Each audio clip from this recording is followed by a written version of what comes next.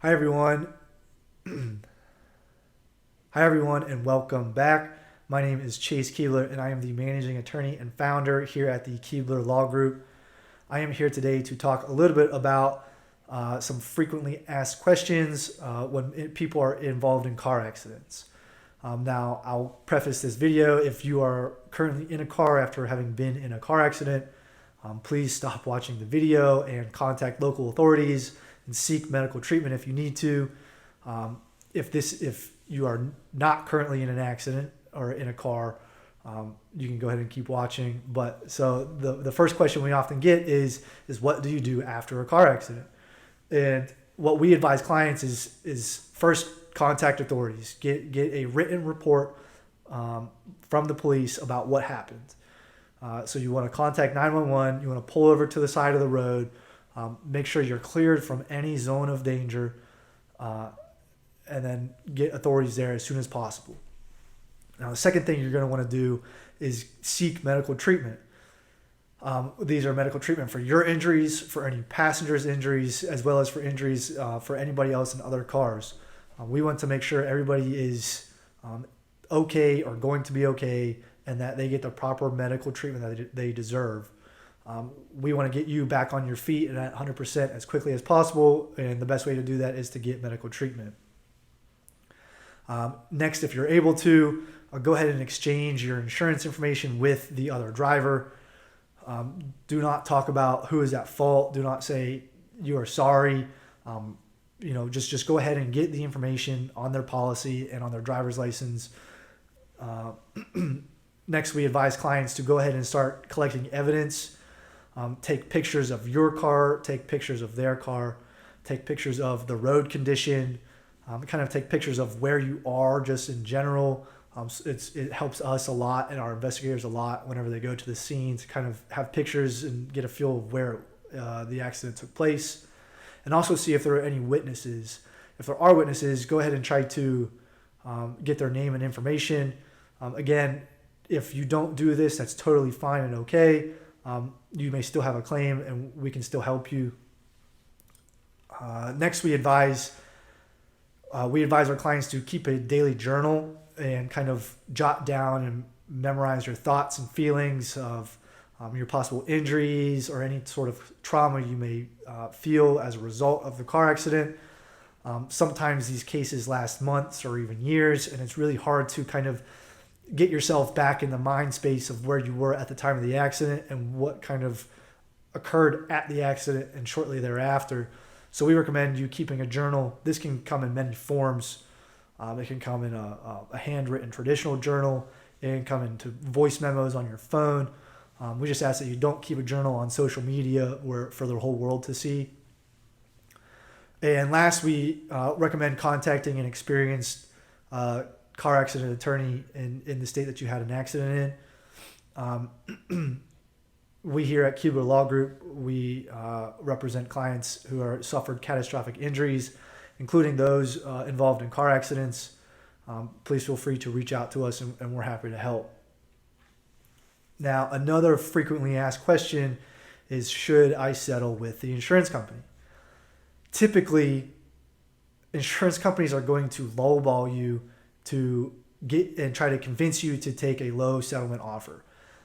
You can try to negotiate with them to get it up higher. They might come up a little bit, but really at the end of the day, these insurance companies' interests are of their shareholders. They are not of you, the injured party. They're not in the business of giving out money. So I never recommend taking the insurance's first lowball offer. I rarely recommend taking the insurance's second offer. I do recommend contacting an attorney because oftentimes whenever an attorney is involved, the insurance companies will start stepping up their settlement values. Again, if you have any questions, feel free to reach out. A question we frequently get is, if you're involved in a car accident and you go see an attorney and you ultimately file a complaint, will you have to show up to court? Will you have to testify in court? Now, the answer to this is like many lawyer answers, and that is, it depends. Typically, almost always, these cases settle before trial. Insurance companies don't want to take the risk of going to trial and getting a huge verdict. And in the same vein, we don't want to take the risk of going to trial and getting a goose egg, getting zero. So the insurance company will keep upping and upping and upping their settlement value up until the date of trial. Now, I will work with you and kind of give you what I think is a fair settlement value for your case. But as far as testifying, typically, no, you won't have to testify in court. However, oftentimes you will be deposed. Now, being deposed is the same thing as testifying in court, but it's a lot less pressure. So being deposed is, it can be virtual or in person, but it's typically at a lawyer's conference room. And you will sit down, sometimes with a camera, sometimes without a camera, but there will be a stenographer there, and you will take an oath and say that you will speak the truth and nothing but the truth. And the other side will ask you questions about the accident. That is about as close as you will get to having to testify in a courtroom unless we go to trial. Now, if we do go to trial, and we often take cases to trial when we're dealing with unreasonable insurance companies, I won't make you do anything that you're uncomfortable doing. The case is about you, and you have the best knowledge about yourself. You know your injuries. You know the doctors you've seen and went to. You know how you felt at the time of the accident, and you know what those injuries felt like. We will help you through this entire process in the event that you're nervous for having to testify in a courtroom. A frequent question we get regarding car accidents are what types of damages are available for a car accident. Now, there's a number of different types of damages available in South Carolina for catastrophic injury cases, including car accident cases. Those damages can be substantial, and they include economic as well as non-economic damages. And we can explain that a little bit, but really it's damages that you can find a bill and calculate a total for. So those will be your medical injuries. Those will be your expenses and mileage. Those are lost work wages.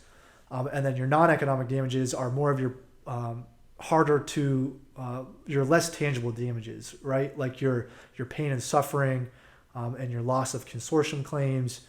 And again, we can walk you through these types of damages and what damages you may have suffered. But really the big damages available are the amount of your medical bills, are your lost wages if you had to miss work or if you had to quit your job. They are for your pain and suffering. They are for your loss of enjoyment of life. And those two are two separate and distinct parts of damage calculations.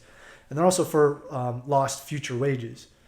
This is just kind of a brief summary of the types of damages available, but really the damages exceed those that are just quantifiable in the medical bills and lost wages, and we kind of have the knowledge to collect the most that is afforded to you for your injury.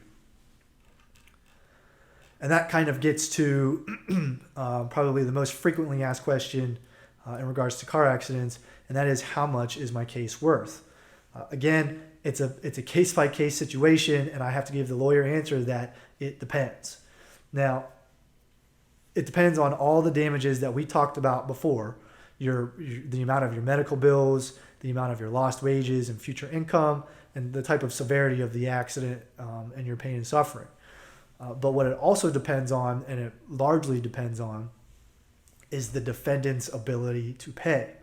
So in South Carolina and in many states, there are mandatory minimums for insurance coverages.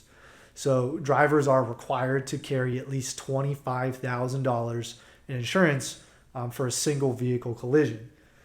Now there's some nuances, and that goes up to 50 if there's more than one injured party in the vehicle. But we can talk about that for your case specifics. But really, we need to identify a defendant that has the ability to pay for these damages. Now, unfortunately, in South Carolina, there are far too many drivers on the road without insurance. I think the number was somewhere close to the 20% of drivers on South Carolina don't have insurance. Now, if that person was driving for their employer at the time, their employer could be on the hook for the damages incurred to you. If the person was drunk while driving, the bar that they were overserved at could be liable for your damages. This is why it's really important to contact knowledgeable and creative attorneys who kind of look outside the box and try to find other pockets of possible defendants that might be liable for you for your damages. And that's just kind of a recap of our most frequently asked questions. I encourage you to continue doing some research on our website. There's a lot of information there. We have a lot of videos and content. If you think that you have a case, or if you have a question that we didn't answer here or on our website, please do not hesitate to reach out to us.